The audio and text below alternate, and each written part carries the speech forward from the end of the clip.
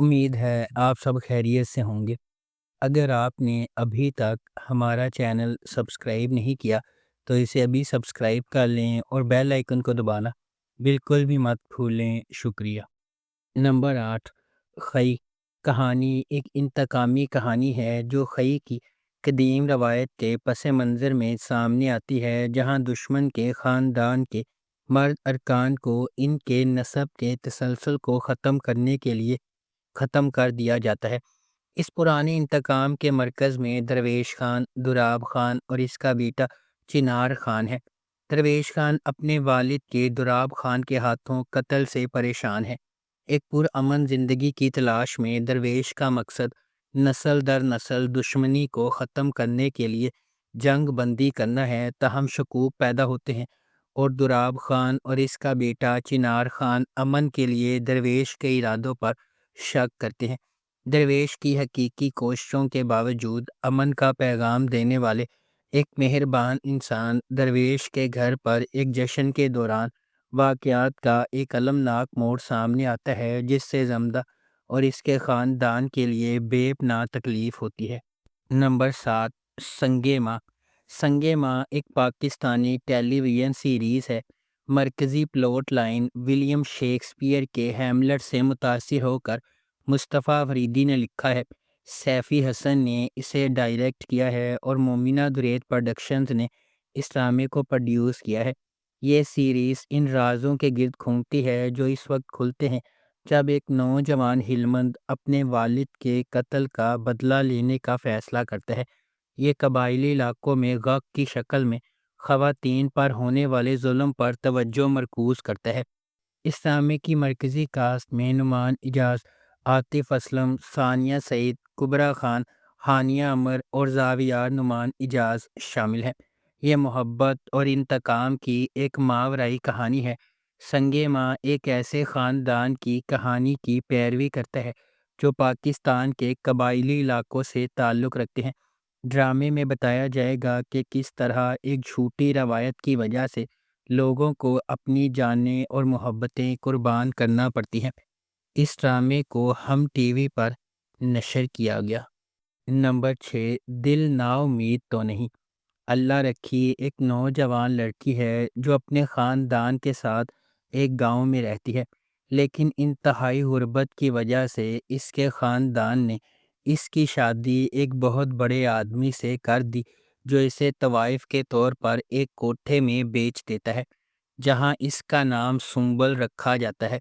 جمشید اللہ رکھی کا ایک پڑوسی اور دوست ہے جو اپنی ماں اور سکول میں اپنے استاد کی طرف سے جسمانی تشدد کا سامنا کرنے کے بعد اپنا گھر چھوڑ دیتا ہے۔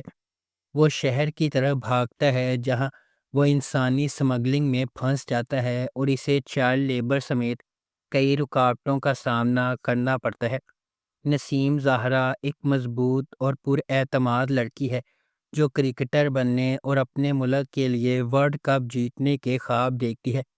اس کے والد کے دھکیانوسی خیالات کی وجہ سے کہ لڑکیاں کرکٹ نہیں کھیل سکتی، وہ اپنے خوابوں کو حاصل کرنے کے لیے جدوجہد کرتی ہے اور تقریباً انسانی سمگلنگ کا شکار ہو جاتی ہے۔ برسوں بعد تقدیر مداخلت کرتی ہے۔ اللہ رکھی اور جمشید ایک دوسرے کے ساتھ مکمل بالغ ہو کر راستے عبور کرتے ہیں۔ اس ڈرامے کو ٹی وی ون اور پی ٹی وی ہوم پر نشر کیا گیا۔ نمبر 5، خانی۔ کہانی کا آغاز صنم خان سے ہوتا ہے جسے خانی کہا جاتا ہے۔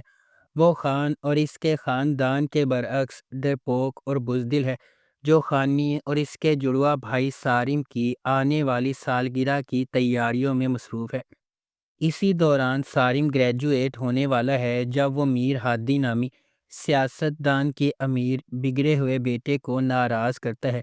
ایک لڑائی ہوتی ہے اور ہادی صارم کو 4 گولیاں مار کر قتل کر دیتا ہے۔ صارم کے قتل سے پریشان خانی کے اہل خانہ نے ہادی کے خلاف عدالت میں مقدمہ دائر کر دیا۔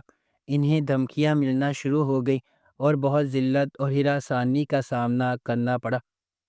اس ڈرامے کی کہانی شاہ زیب خان قتل کیس کے حقیقی واقعے سے متاثر ہو کر لکھی گئی ہے جو 2012 میں کراچی میں پیش آیا تھا۔ نمبر 4، میرے پاس تم ہو۔ دانش پاکستانی ثقافت کی اخلاقی اقدار کا حامل ایک سادہ آدمی ہے۔ وہ سرکاری افسر کے طور پر کام کرتا ہے۔ ان کی پوری دنیا ان کی بیوی مہوش اور بیٹے رومی کے گرد گھومتی ہے۔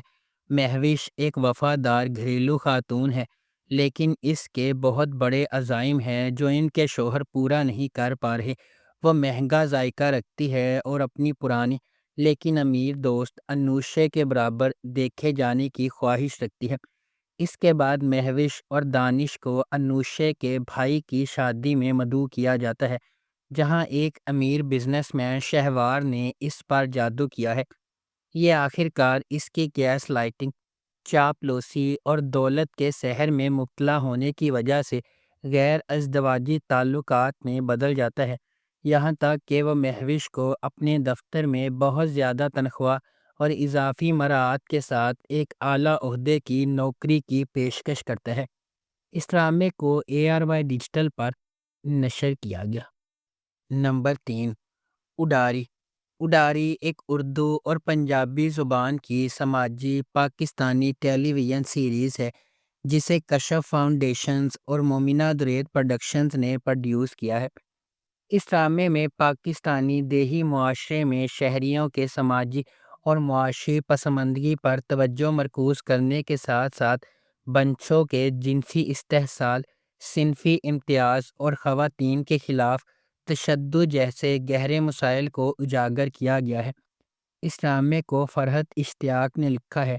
محمد احتشام الدین نے اسے ڈائریکٹ کیا ہے۔ اس ڈرامے کو ہم ٹی وی پر نشر کیا گیا۔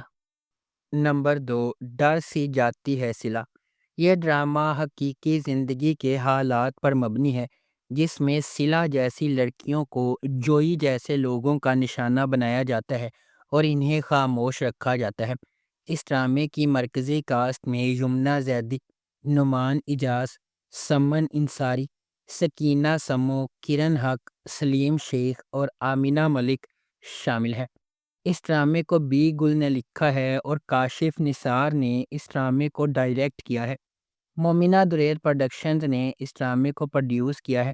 اس ڈرامے کو ہم ٹی وی پر نشر کیا گیا۔ نمبر 1، میرے ہم نشین۔ میرے ہم نشین ایک دلکش داستان ہے جو خواہش مند خوابوں، امیدوں اور اقتدار کی لالچ کے درمیان جدوجہد کو سمیٹتی ہے۔ خجستہ ایک ذہین اور پر اعتماد لڑکی ہے جس کا تعلق ایک قدامت پسند اور روایتی خاندان سے ہے جو پہاڑی علاقوں میں رہتے ہیں۔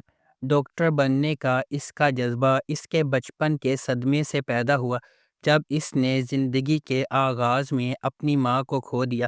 صحت کی دیکھ بھال کی خدمات میں انقلاب لانے کے لیے خجستہ امیدوں اور خوابوں سے بھرپور ہے۔